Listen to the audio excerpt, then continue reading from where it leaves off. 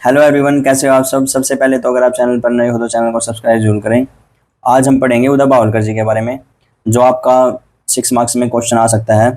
जैसे last time ख्याल गायक आया था प्रेजेंट टाइम का, और अब की बार भी जो सैम्पल पेपर है उसमें भी ख्याल और तराने के गायक के बारे में पूछ रखा है, तो वो मैं करवा चुका हूँ। आपको कौशिक चक्रवर्ती लिखना है उसमें आपने, ठीक है, प्रेजेंट टाइम में।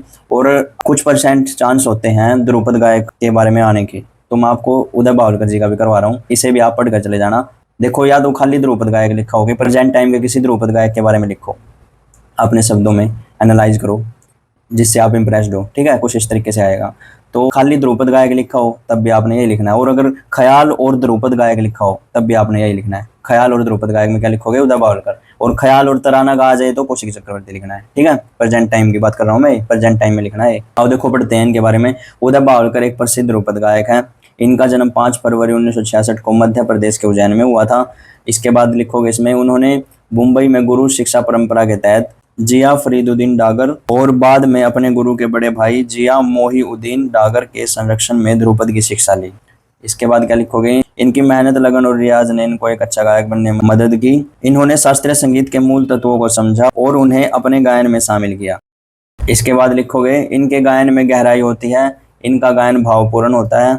उदय बावलकर ख्याल गायकी भी करते हैं, जैसा कि मैंने बताया कि ख्याल भी गाते हैं। उनकी गायकी में ख्याल और ध्रुपद दोनों प्रमुख हैं, और उन्होंने दोनों गायकियों में अपना महारत दिखाया है, ठीक है। उनकी गायकी में लय जो बहुत पक्की और स्थायी होती है, और भावना का संवेदनशील उपयोग उन्हें एक विशेष गायक बनाता है, और यही चीज़ इनकी सुनने वाले को आकर्षित करती है। इसके बाद उदय बावलकर की गायकी में शुद्ध स्वर का महत्व बहुत है। शुद्ध स्वर से यहाँ क्या समझोगे? देखो, मैंने बता रखा है, उनकी गायकी में किसी भी स्वर में कोई दोष नहीं होता, और वह स्वर बिल्कुल साफ और शुद्ध सुनाई देते हैं। देखो, ये इनकी खासियत है। अर्थात जब ये गायकी करते हैं उस दौरान इनके स्वर बिल्कुल शुद्ध होते हैं। शुद्ध का मतलब बिल्कुल कोई दोष नहीं होता, बिल्कुल साफ स्पष्ट सुनाई देते हैं।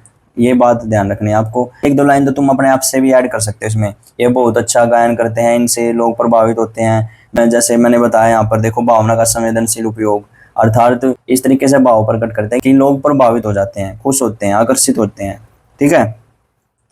और उसके बाद, अतः उदय बावलकर एक प्रमुख गायक हैं जिनकी गायन में लय, शुद्ध स्वर और भावना का सही इस्तेमाल उन्हें एक विशेष स्थान प्रदान करता है। देखो, यही मेन बात है इनकी। लय का लिख देना, अच्छी लयकारी करते हैं। उसके बाद शुद्ध स्वर, इनके सारे स्वर साफ और स्पष्ट सुनाई देते हैं। और भावना का सही इस्तेमाल, अर्थात जो रूह को टच कर जाता है जो गाना, ऐसा गायन करते हैं। इसके बाद उनकी गायकी में शास्त्रीय संगीत में सौंदर्य को समझाने और प्रस्तुत करने की क्षमता दिखाई देती है। ये आप इनके बारे में इतना लिख सकते हो। आप दोनों पढ़ के चले जाना। वैसे ज़्यादा चांसेस ख्याल गायक के होते हैं आने के, ख्याल और तराना, जैसे सैम्पल पेपर में भी आया हुआ है। कौशिक चक्रवर्ती लिखना है उसमें आपने। आप स्किप इसको भी नहीं कर सकते, क्योंकि सैम्पल पेपर में ख्याल गायक पूछा तो क्या पता पेपर में ध्रुपद गायक पूछ ले, तो इसे भी आप करके जाना। इसमें आपको कोई डाउट हो तो आप कमेंट करके पूछ सकते हो। अगर वीडियो अच्छी लगे तो लाइक, शेयर और कमेंट जरूर करना। Okay, thank you.